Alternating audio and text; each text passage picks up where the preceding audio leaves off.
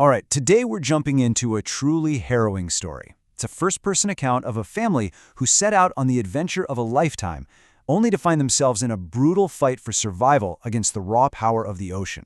This is a real story about courage and what really holds a family together when everything else is literally falling apart. And this is the quote that sits right at the very heart of this whole thing, a line from a 6-year-old boy. It's what turns us from just another survival story into something so much deeper about family, about what really matters. So, how did they get to this point? So, let's rewind. This whole thing starts with a dream, one that was 16 years in the making. It's July 1976. The narrator, a 37-year-old businessman, along with his wife Mary and their 2 young kids, they set sail from England, and their goal was huge. They wanted to follow the same round-the-world route as the legendary Captain James Cook. And this right here, this was their ride, the Wavewalker. She was a 23-meter, 30-ton beauty, professionally built, and they had spent years getting ready. I mean, they honed their skills, they tested this boat for months in the absolute worst weather they could find. They were about as prepared as you could possibly get. And you've got to understand the scale of this thing. The plan was a 3-year journey covering 105,000 kilometers. And you know the first leg? It went great. Sailed right down the west coast of Africa to Cape Town. The dream was happening. Okay, so they make it to Cape Town, and this is where they gear up for what's next. One of the roughest, most dangerous seas on the planet, the southern Indian Ocean. They even brought on 2 experienced crewmen, Larry and Herb, to help out. And it's right here, as they head east, that this dream adventure starts to become a total nightmare. And the change? Man, it was fast and it was brutal. By Christmas Day, thousands of kilometers out from Cape Town, the weather was already terrible. Come New Year's Day, it was clear this wasn't just some passing storm. And then, at dawn on January 2nd, things got straight up terrifying. The waves were enormous and the wind was just screaming. So get this, the waves were up to 15 meters high. To put that in perspective, that's as tall as the boat's main mast. They were basically sailing through moving mountains of water. So they did what they had to do. Slowed the boat way down, tied everything down twice, put on their life jackets, and just waited. And then, around 6 p.m., that's when it all went wrong. This is the moment their amazing journey turns into a desperate struggle to just stay alive. And the whole thing started with this really creepy, unnatural calm.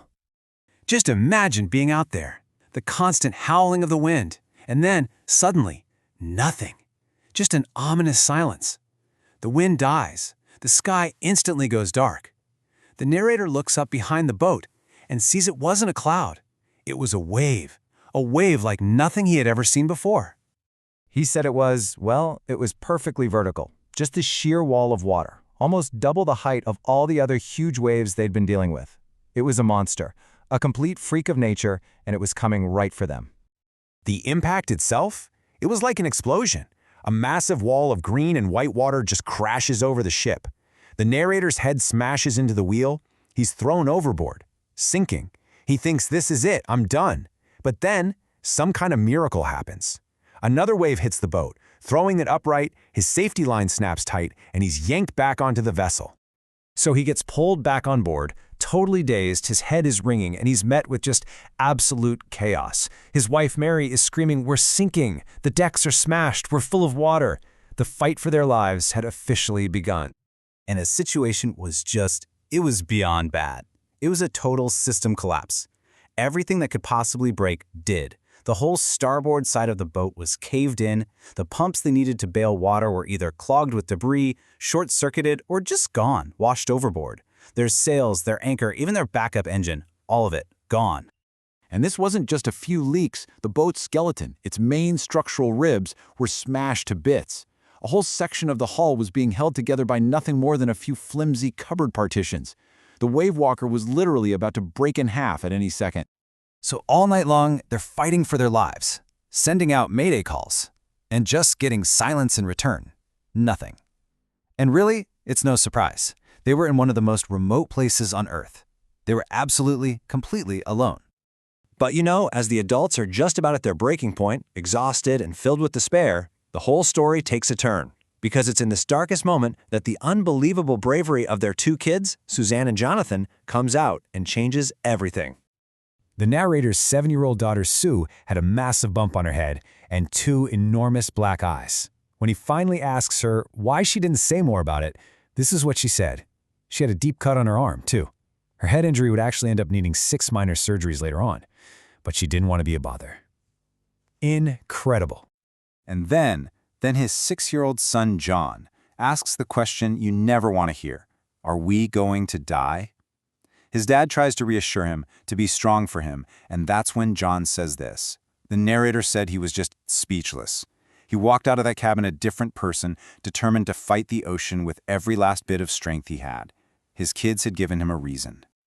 So what now? What's the plan? Australia? No way, the boat would never make it. Their only shot, their only hope, was to find this tiny little island, just 65 kilometers wide, a tiny speck in 150,000 square kilometers of raging ocean. The odds? I mean, they're not just bad, they're basically zero. And that's where we hit the final act of this story. He's got this new fire in him, a new reason to fight, but their survival now comes down to one single Hail Mary calculation. They had to find a needle in a haystack, a tiny piece of salvation in a world of water. And think about how hard this was. Their main compass? Gone. He's using a spare, but it's not calibrated, so he has to guess at the magnetic variation. He has to guess how the currents are pushing them. I mean, everything is riding on these guesses. He tells the crew to steer a course of 185 degrees, and, with a confidence he definitely did not feel, he tells them they should see an island by about 5 p.m. He finally collapses, just exhausted, and wakes up at 6 p.m., totally convinced they've missed it, that they're done for. But then his kids show up, calling him the best dad and the best captain in the world. Why? Because he found it. He rushes on deck, and there it is. The contrast is just amazing. In reality, Ile Amsterdam was just a grim piece of volcanic rock. But to them, in that moment, it was the most beautiful island in the entire world.